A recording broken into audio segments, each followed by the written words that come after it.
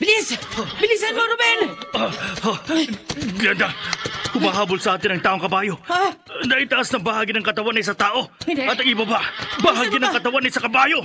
Maghiwalay tayo para maligaw natin ang halimaw. Sige, Bilis! sige. Dito ako sa gawing kaliwa. Pagtakbo ko rito sa gawing kanan, ako ang tinutukang habulin ng taong kabayo. Hindi mo ko matatakasan. Bitiwan mo ako, halimaw! Bitiwan mo ako! Hindi ka makakawala sa mga kamay ko. Huwag mo akong saktan. Maawa ka sa akin. Ipapalipad kita sa batuhan.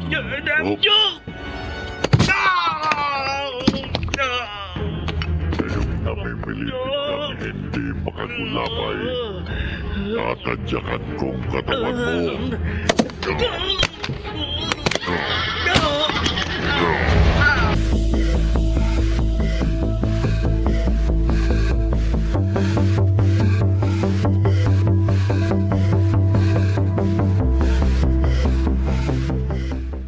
Ano, Glenda? Patay na ang itay ko. Oo, Doro. Pinatay siya ng taong kabayo. Taong kabayo? Oo, isang halimaw na ang itaas sa bahagi ng katawan ay sa tao. At sa ibabang bahagi naman ay kabayo. Paulit-ulit niyang tinadyakan ng katawan ng itay mo hanggang sa nalagutan ng hininga. Hindi. Hindi maaaring patay na ang itay ko. Hindi. Patay na ang itay ko. Toro, wawa naman siya. Dahil sa pagkamatay ng tatay niya, nagbalik uli ang sakit sa isip. Hindi niya nakayanan ang nangyari. Ulila na sa ina at naulila pa sa ama. Tuluyan ng nabaliw.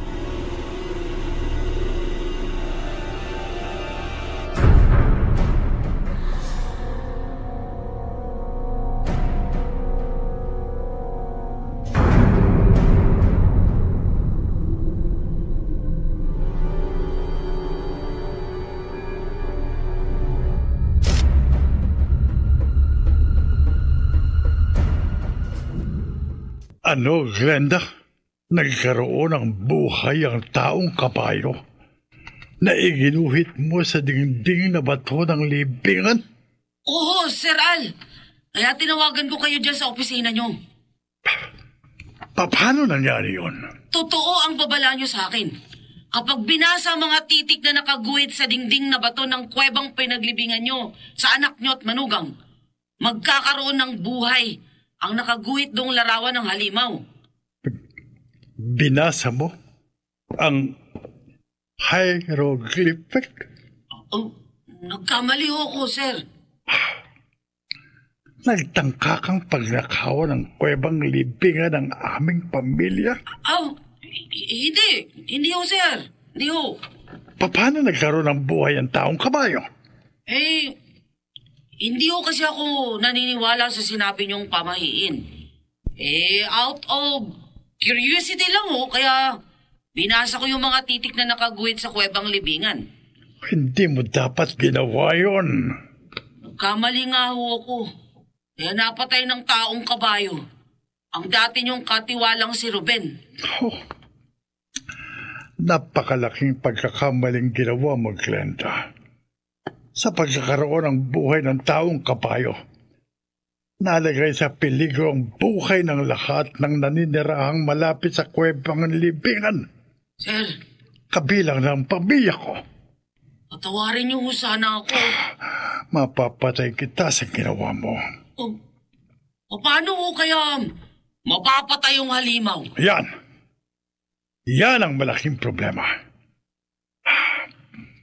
Alam ko kung paano magkakaroon ng buhay ang halimaw. Pero hindi ko alam kung may kamatayan ang taong kabayo.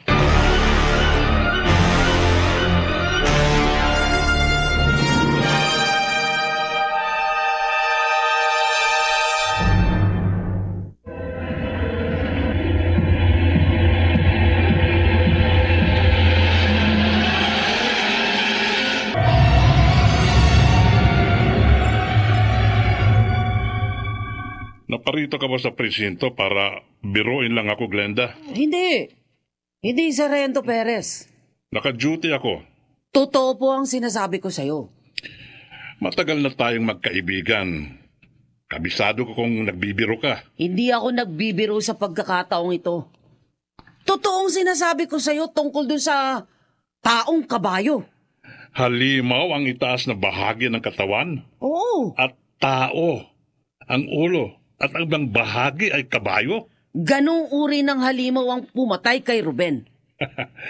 Lasing ka lang siguro. Hindi. Kaya napatay ang kalugar nating yon ng ordinaryong kabayo. Hindi ordinaryong kabayo ang tumadyak at pumatay kay Ruben.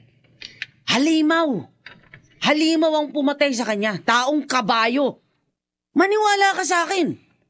Para makatulong ako sa inyong investigasyon. Huwag mong igiit ang sinasabi mong halimaw, Glenda. Walang maniniwala sa'yo. Pero, Malamang baka pagkamalang kang siraulo.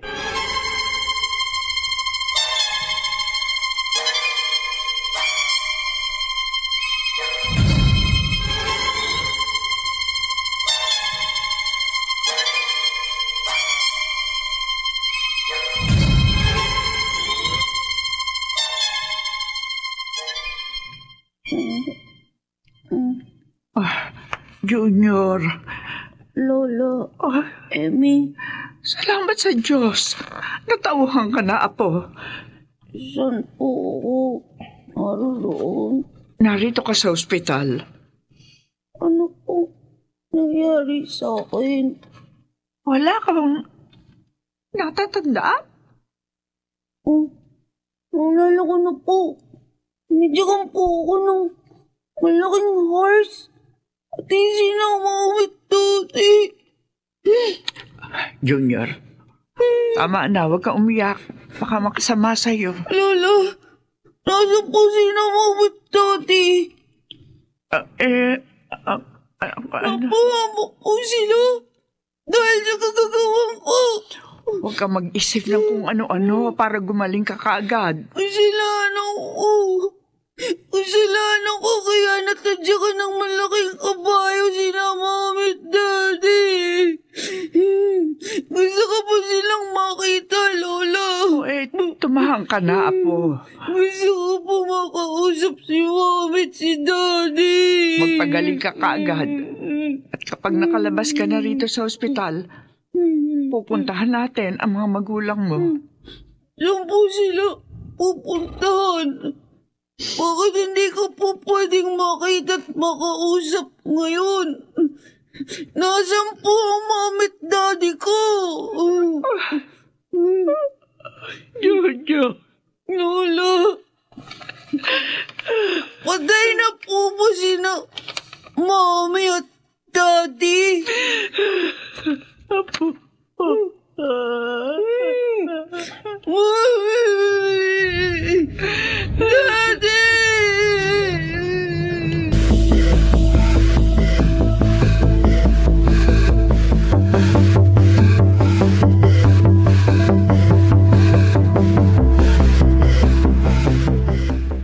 Dito tayo Narinig naman natin ang usap-usapan sa pagkamatay ni Ruben.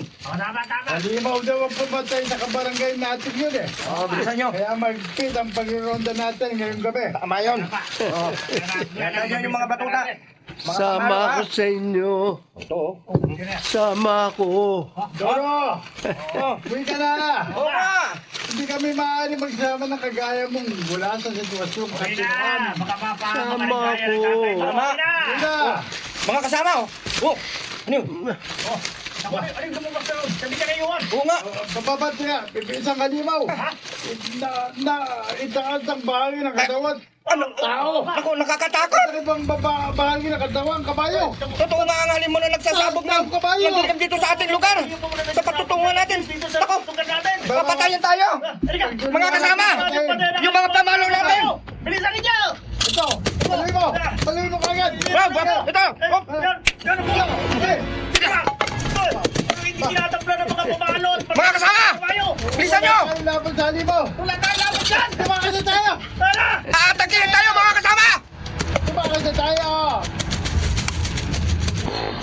Huwag ka na ba? Papalapit sa atin yung kabayo.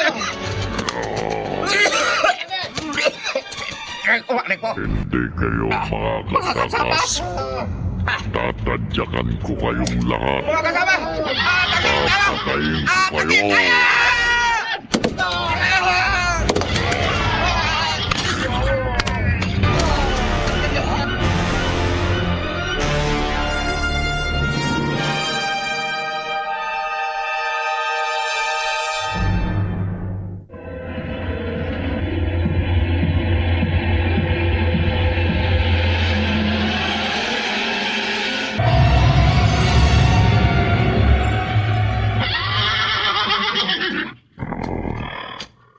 Matapos kong atakihin ang mga tao, napatunayan kong wala silang kalaban-laban sa akin.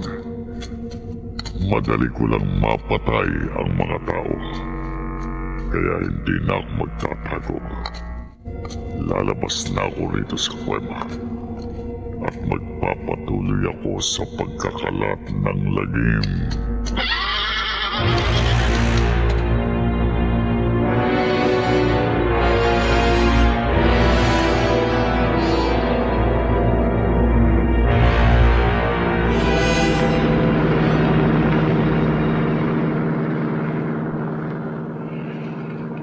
Gaya ng sinasabi ni Glenda, isang barangay tanod ang tumawag sa presinto at nagpatotoo na may halimaw nga at ang itaas ng bahagi ng katawan ay tao at sa baba naman ay kabayo, isang halimaw na namiminsala at pumapatay.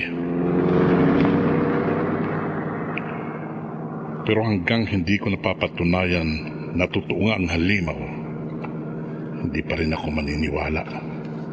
Kaya kahit nagsusolo, dahil biglang may lakad ang mga kasama kong polis, re-responde ako sa lugar na kung saan nakita ang taong kabayo.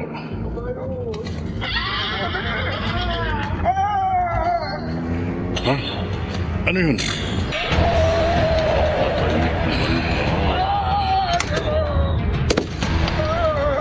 Isang halimaw na ang itaas sa bahagi ng katawan ay tao at ang ibaba naman ay kabayo. Parang naguhormentado, umaatake sa mga tao. Totoo nga ang sinasabi na ang halimaw na taong kabayo. Taong kabayo! Ako ang harapin mo! Ikaw ang susunod kong patayin. Bago mo ako mapatay, puputukan na kita!